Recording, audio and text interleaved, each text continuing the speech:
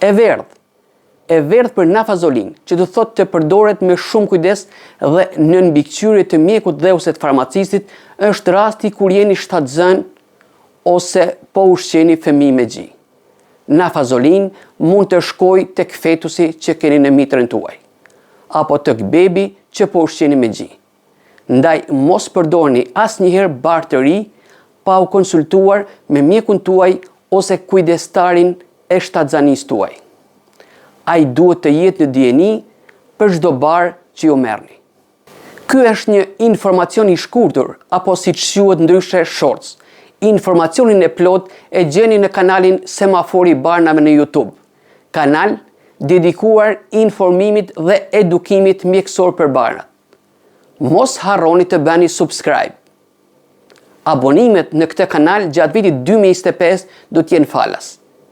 Jeni të mirëpritur.